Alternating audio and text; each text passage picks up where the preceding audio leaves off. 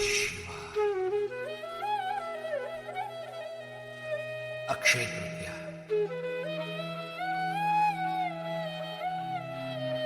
अक्षय तृतीया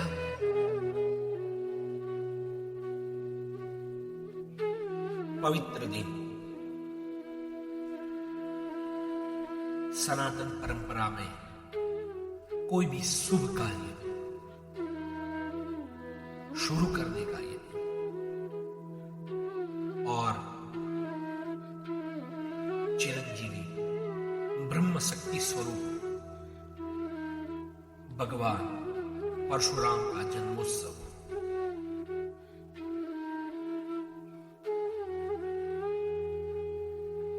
प्रभु परशुराम का जीवन यदि हमें जानना है तो श्रीमद् भागवत और थोड़ा बहुत रामायण की ओर दृष्टि करना जरूरी है।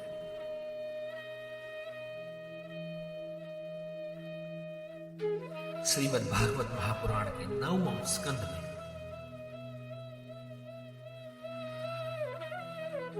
15वें अध्याय में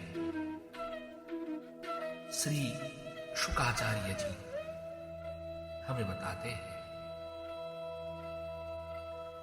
ऐलस्य उर्वशी गर्भात् सड़ा सन्नात् मजा नृप श्रुतायुः सत्यायु विजयो जयः।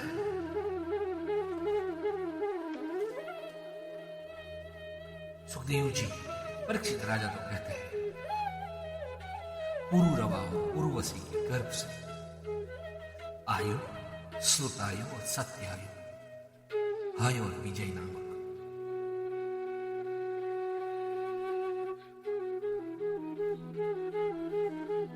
पुत्रों की उत्पत्ति हुई। उसमें से श्रुतायु का वसुबाल पुत्र था, सत्यायु का स्वतंजय रई का एक नाम का पुत्र था, जिसने अमित्र विजय और विजय का भीम हुआ।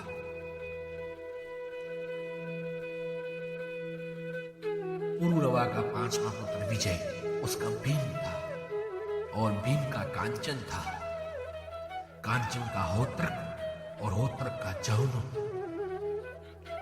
जौनु राजा इतने महान थे जिन्होंने गंगा नदी को एक ही बार में पान कर लिया था। जनहू का पुरु नामक पुत्र था, पुरु का बलाक, बलाक का अजक, अजक का कुश, उस राजा के यहां कुशाम्बु, तनय, वसु तथा कुश नाम 4 पुत्र हुए। इस 4 पुत्र में सबसे बड़े गाधी थे। गाधी राजा की यहां सत्यवती नाम की कन्या थी और गाधी राजा को एक बार रुचि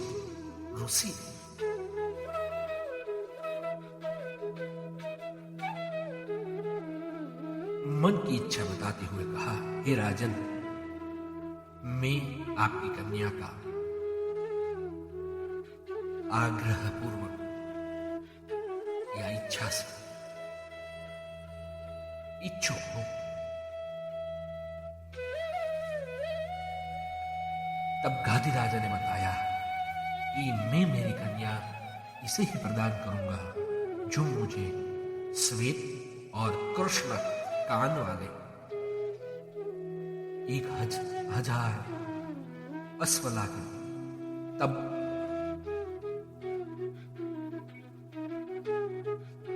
गाधी राजा ने ये जो शर्त रखी थी उसको सम्मत करते हुए कहा कि हम भी कुशिक वंशज हैं। रुचिक मुनि ने वरुण देव के पास जाकर बताया और अश्व लाकर गाधी राजा को प्रदान किए और सोम की कन्या से विवाह किए।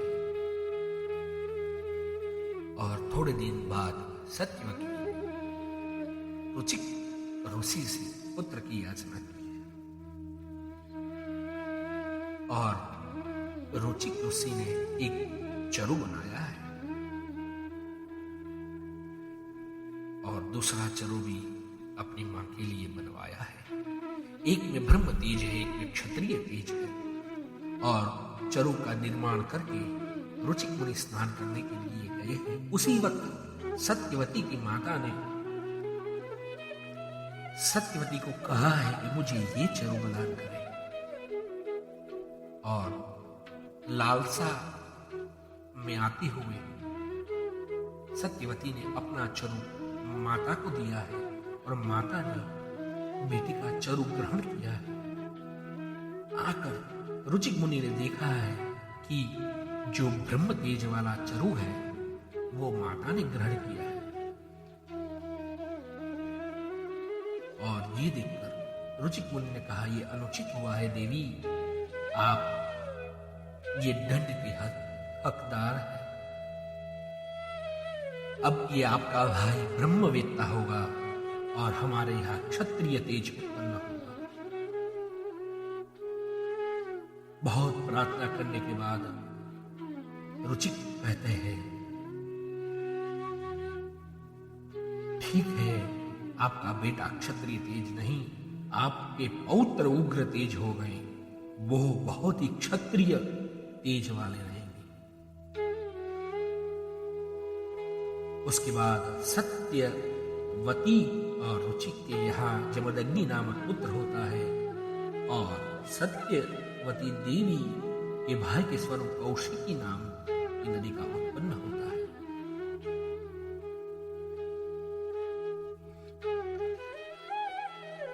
जमदग्नि का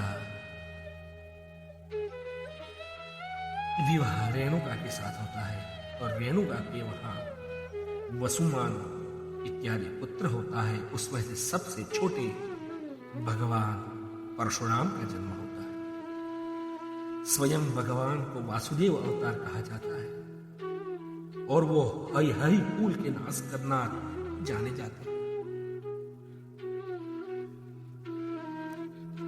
पिता की आज्ञा से वो वेदाध्ययन करते हैं, और वेदाध्ययन करने के बाद वो तपश्चर्या करते हैं। तपश्चर्या में स्वयं शिव उन्हें धनुष प्रदान करते हैं, और वो धनुष स्वयं शिव का जाना जाता है। और वही धनुष प्रसंग हमें रामायण में वाल्मीकि रामायण में बालकांड में अध्याय 74 से 77 में प्राप्त होता है। राम कथा में कहा गया है, राम ने जो शिव का धनुष तोड़ा है, और जो शिव विवाह हुआ है वो परशुराम का धनुष है।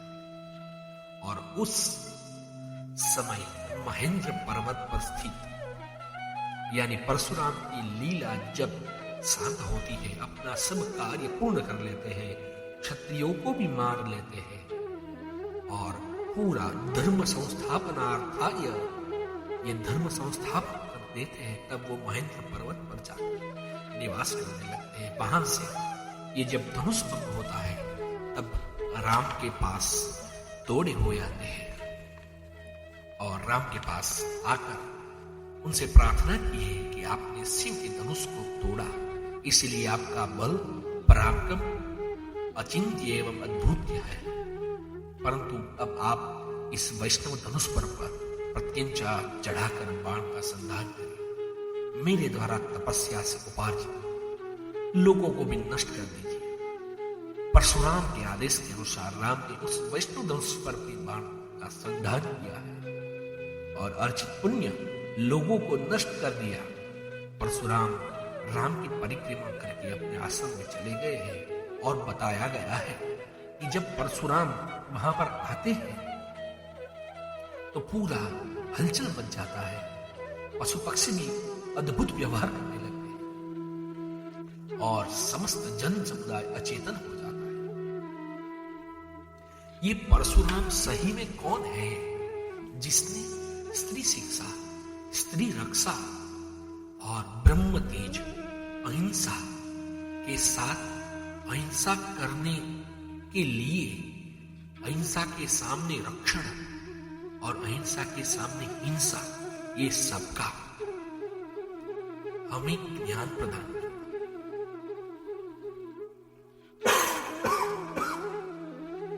अर्थात हम तो केवल परशुराम का एक ही रूप जानते हैं, जो है नक्षत्री के लिए जाने जाते हैं, लेकिन मूल स्वरूप परशुराम यानी यज्ञ के युग का निर्माण करने के लिए वृक्ष की शाखा को परसों से काटकर एक सुंदर युग यानी स्तंभ का निर्माण किया जाता है। इस युग को जमीन में गाड़ कर उससे पशु और यज्ञ में उपयुक्त पशु को बांधा जाता है।